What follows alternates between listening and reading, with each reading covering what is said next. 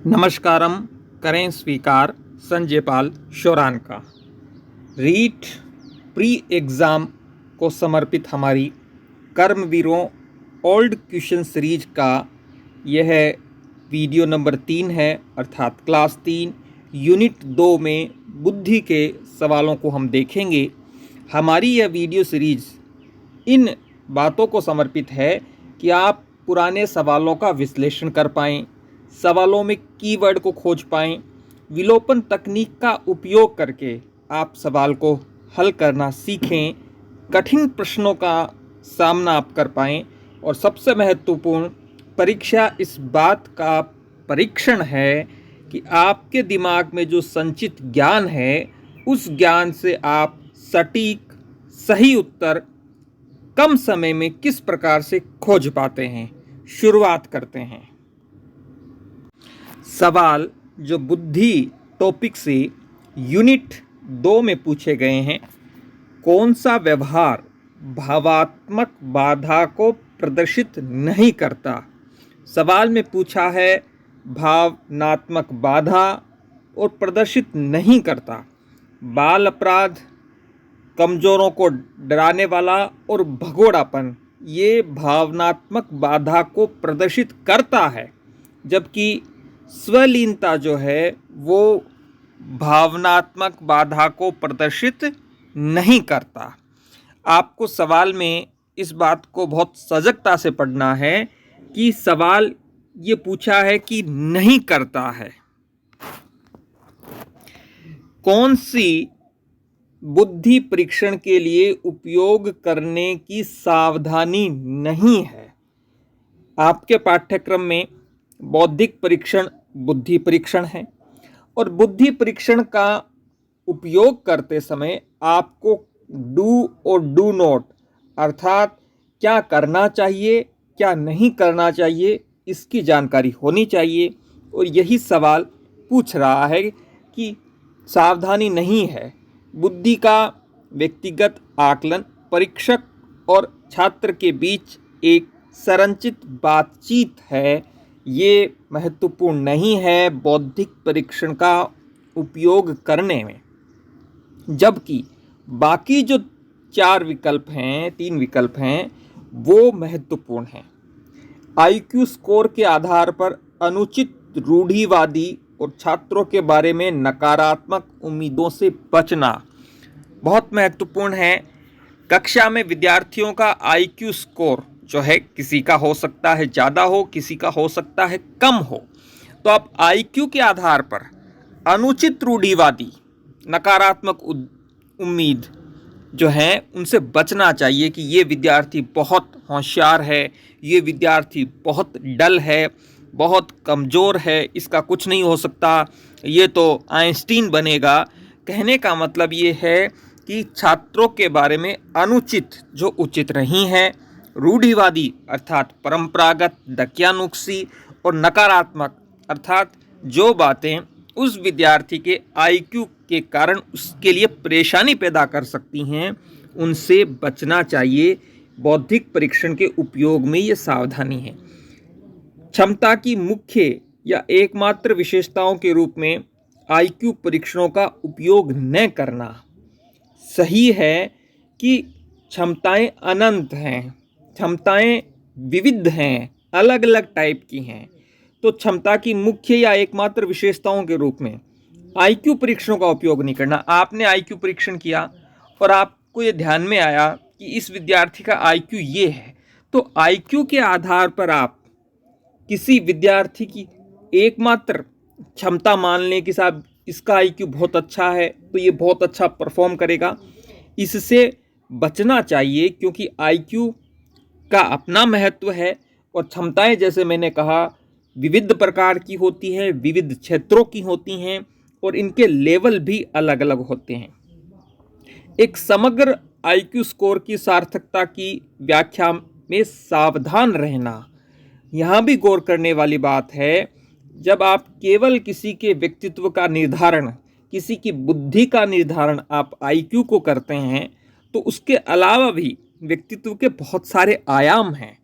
तो आपको सावधान रहना चाहिए कि जब आप आईक्यू स्कोर की सार्थकता अर्थात उसकी रेलिवेंसी की व्याख्या कर रहे हैं तब बहुत अच्छा क्वेश्चन है बौद्धिक परीक्षण के उपयोग से संबंधित। निम्न में से थॉर्नडाइक ने बुद्धि का कौन सा सिद्धांत प्रतिपादित किया? बुद्धि के बहुत सारे सिद्धांत हैं जो अलग अलग मनोवैज्ञानिकों और विद्वानों ने दिए हैं। बहुकारक सिद्धांत थॉर्नडाइक से संबंधित है। स्पीयरमैन का सिद्धांत बहुत महत्वपूर्ण है। कुछ अन्य और मनोवैज्ञानिक हैं। तथ्यात्मक सवाल है, फैक्चुअल सवाल, कौन सा सिद्धांत किस मनोवैज्ञानिक और विद्वान ने दिया है। हम ये जो पीडीएफ ले रहे हैं ये पीडीएफ आप राजस्थान जीके और रीट से संबंधित ये जो पीडीएफ आप देख पा रहे हो जो हमने विद्यार्थियों को 95 केवल, जी हाँ, केवल 95 के कोर्स में अब तक हमने लगभग 5000 सवाल डाउनलोड और प्रिंट के लिए दे दिए हैं। ये ओल्ड पेपर के क्वेश्चंस हैं जिनको हमने एक साथ व्यवस्थित करके पिछले 10 वर्षों के रीट आरटेट के पेपर को दिया है। इसी प्रकार से सामाजिक विज्ञान के ओल्ड पेपर, हिंदी के ओल्ड पेपर विद्यार्थी जिन्होंने 95 का कोर्स लिया है वो इसे डाउनलोड और प्रिंट कर सकते हैं। साइंस मैथ के, इन्वायरमेंट और मैथमेटिक्स के ये कक्षा 6 से 10 तक की पुस्तकों का निचोड़। तो कुल मिलाकर अब तक लगभग 15 पीडीएफ जो है डाउनलोड और प्रिंट के लिए हो चुके हैं। ये सारा जो मैटर है वो एनसीईआरटी का निचोड़ है। अगले 2-3 दिन में यूनिट 3 के नोट्स जो हैं देवकर्ण जी गंडास सर जो बना रहे हैं उनके भी इसमें अपलोड हो जाएंगे यूनिट 3 के नाम से। अगले सप्ताह में संस्कृत के जो ओल्ड पेपर्स के क्वेश्चंस हैं वो भी अपलोड होंगे। इसके अलावा भी यूनिट वाइज जो है ये 7 पीडीएफ अपलोड होंगी। लगभग 23-24 पीडीएफ जो हैं वो अपलोड होंगी। अगला क्वेश्चन, बहुविध बुद्धि सिद्धांत के अनुसार, इसका मतलब है पूछा क्या जा रहा है, बहुविध बुद्धि सिद्धांत सभी प्रकार के पशुओं, खनिजों, पेड़ पौधों को पहचानने और वर्गीकरण की योग्यता कहलाती है प्राकृतिक बुद्धि। पिछला सवाल जो था जो थॉर्नडाइक के बुद्धि सिद्धांत से संबंधित था, जहां हमने ये पढ़ा कि जो मनोवैज्ञानिक है और उनका कौन सा सिद्धांत है। यहाँ जो बहुबुद्धि बुद्धि सिद्धांत है इसमें बताया है कि प्राकृतिक बुद्धि किस योग्यताओं के वर्गीकरण में सहायक है। इसका मतलब है ये जो बाकी बुद्धियां हैं ये भी किनके वर्गीकरण में, किनको पहचानने में सहायक हैं, ये भी महत्वपूर्ण हो जाता है।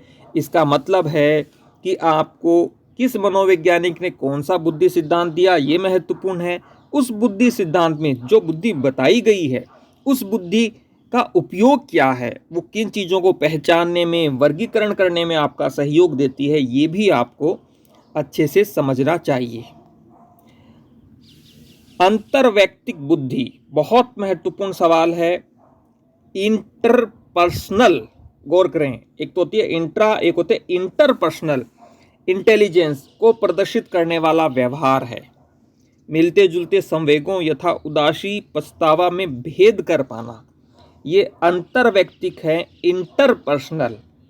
ठीक है, दूसरों के इनका कोई महत्व नहीं है क्योंकि महत्वपूर्ण बात है इंटर, गौर करें, INTER, इंटरपर्सनल का मतलब होता है आप स्वयं से संबंधित है। इंट्रापर्सनल जो होगा वो होगा कि आप 2 या 2 से अधिक लोगों के बीच में तुलनात्मक जब अध्ययन करते हैं।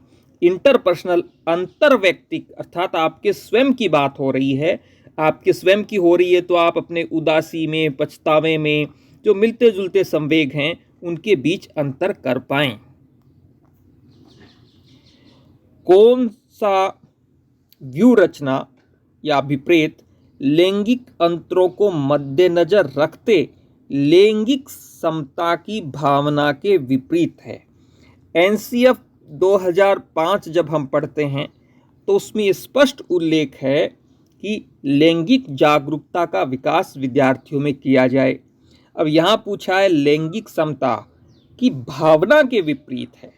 जो कौन है इसकी भावना के विपरीत, इसका मतलब बाकी विकल्प भावना के अनुकूल हैं लैंगिक समता की, जबकि ये जो विकल्प सी है वो विपरीत है। लड़कों को समस्याओं के समाधान और विश्व पर नियंत्रण रखने के लिए, उनकी योग्यता पर उनके आत्मविश्वास विकसित करने के लिए सहयोग प्रदान करें। अब गौर करें, यह बात केवल लड़कों की हो रही है, लड़कियों की उनकी इसमें कोई बात नहीं है, इसलिए ये लैंगिक समता की भावना के खिलाफ है। विद्यार्थियों को बताएं कि रूढ़िबद्ध विषयों में सफलता हासिल कर सकें, सही बात है। प्रारंभिक वर्षों में लड़के एवं लड़कियों में शारीरिक व गामक कौशलों के विकास की संभाव्य क्षमता समान होती है, सही है। लड़के एवं लड़कों दोनों को कम आक्रामक व एक दूसरे के साथ अंतःक्रिया करने के सम्मत सामाजिक तरीकों को सिखाया जाए। बहुत शानदार आदर्श है ये कि आप लड़का और लड़की दोनों को एक दूसरे के साथ अंतःक्रिया करने और सम्मत सामाजिक तरीकों को सिखाएं कि किस प्रकार के सामाजिक तरीके आप कर सकते हैं। तो ये विकल्प जो है, क्योंकि इसमें केवल लड़कों की बात हो रही है, ये लैंगिक समता की भावना के खिलाफ है। बहुत महत्वपूर्ण टॉपिक है, ज्वलंत टॉपिक है, समसामयिक टॉपिक है। तो इस पर अवधारणात्मक सवाल, कॉन्सेप्चुअल सवाल अब भी पूछा जा सकता है। एक अध्यापक किसी भी समूह में समुदाय आधारित व्यक्तिगत विभिन्नताओं को समझ सकता है। सवाल समझिए, एक अध्यापक है जैसे आप, किसी भी समूह में एक ग्रुप की बात हो रही है, समुदाय आधारित व्यक्तिगत विभिन्नताएं, जो व्यक्तिगत विभिन्नताएं हैं वो समुदाय पर आधारित हैं, उनको समझना है एक शिक्षक को। तो सही विकल्प होगा भाषा एवं अभिव्यक्ति के आधार पर। गौर करें, भाषा अर्थात किस प्रकार की लैंग्वेज का वो उपयोग कर रहा है और उस लैंग्वेज का उपयोग किस तरीके से वो अभिव्यक्त कर रहा है, खुद को किस प्रकार से एक्सप्लेन कर रहा है, एक्सपोज कर रहा है, उस आधार पर आप समुदाय आधारित जो सामाजिक स्तर पर विभेद है, अंतर है, उसे समझ सकते हैं। तथ्यात्मक सवाल, बहुबुद्धि सिद्धांत, जनक, गार्डनर।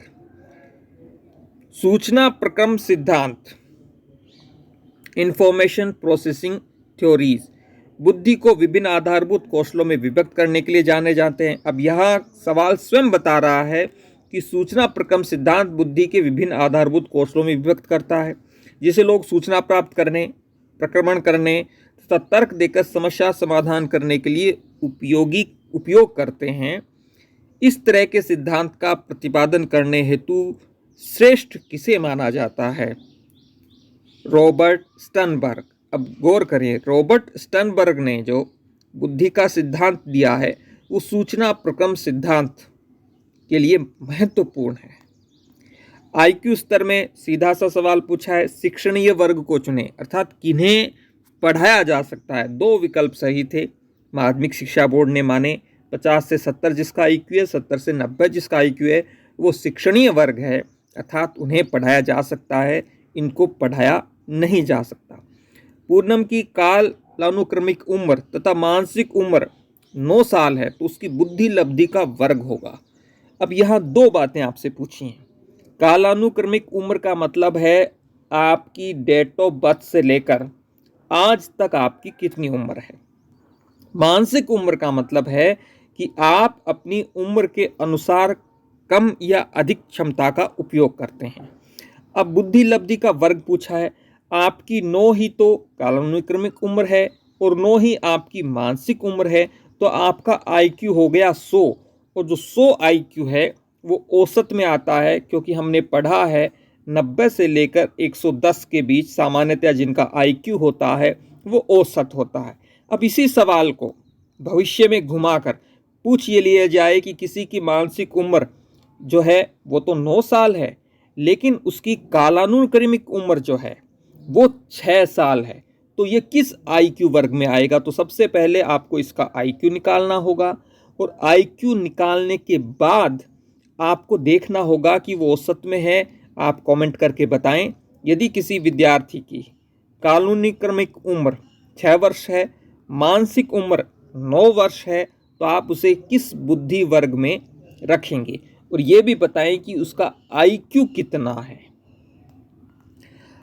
हावर्ड गार्डनर का कहना है कई प्रकार की बुद्धि या दिमाग के फ्रेम होते हैं, उसके द्वारा सुझाई गई बुद्धि की श्रेणी कौन सी है? प्रकृतिवादी कौशल। हार्वर्ड गार्डनर का बहुत महत्वपूर्ण सिद्धांत है बुद्धि में, बहुत अच्छे से आप इसे तैयार करें। तथ्यात्मक सवाल, सामान्य तथा विशिष्ट कारक सिद्धांत का प्रतिपादक स्पीयरमैन। ये हमारी जो टेस्ट सीरीज है मनोविज्ञान की, कुल 50 टेस्ट इसमें होने हैं। आज जो है वो 20 मई है, तो इसका मतलब है अब तक इसमें 15 टेस्ट हो चुके हैं। 16वां टेस्ट 22 मई को होगा। यूनिट वाइज इसमें कुल मिलाकर 30 टेस्ट होंगे और ये जो 4 टेस्ट हैं वो संपूर्ण पाठ्यक्रम पर आधारित होंगे और सभी टेस्ट 10 जुलाई को कंप्लीट हो जाएंगे।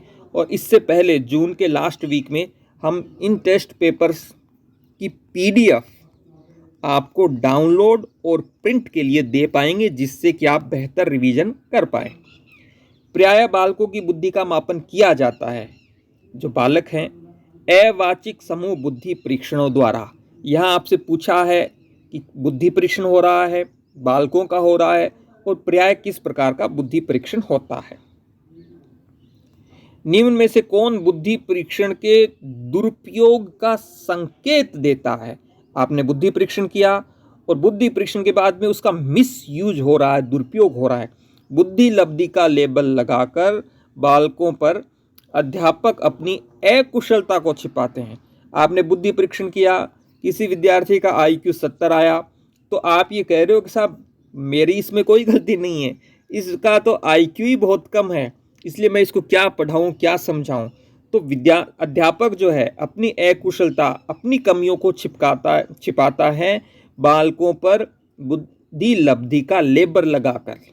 व्यवहारिक बुद्धि को कहा जाता है मूर्त बुद्धि। कौन सी विशेषता सामाजिक रूप से वंचित वर्ग के विद्यार्थियों की नहीं है? जो सामाजिक रूप से वंचित हैं उनकी नहीं है, ये विकल्प नहीं है, बाकी 3 है। बुद्धि लब्धि संप्रत्यय किसने दिया? सीधा सा सवाल है, टर्मन। बुद्धि के बारे में सत्य नहीं है, इसका मतलब है असत्य है, झूठ है, फॉल्स है। बाकी विकल्प सत्य हैं, इसका मतलब आपको बाकी विकल्पों को अच्छे से याद करना है। बुद्धि एक व्यक्ति की मानसिक क्षमता है, सही है। बुद्धि सामंजस्य और अनुकूलन स्थापित करने में सहायक है, सही है। बुद्धि व्यवहार की गुणवत्ता से आंकी जाती है, सही है। बुद्धि स्थायी एवं अपरिवर्तनशील विशेषता है, ये गलत है। नृत्य, ड्रामा एवं शिल्प का उपयोग किया जाता है, किसमें किया जाता है? उपर्युक्त सभी में। ये आज हमने कंप्लीट कर ली है मनोविज्ञान की यूनिट 2। नेक्स्ट वीडियो में हम बात करेंगे यूनिट 3 की। धन्यवाद।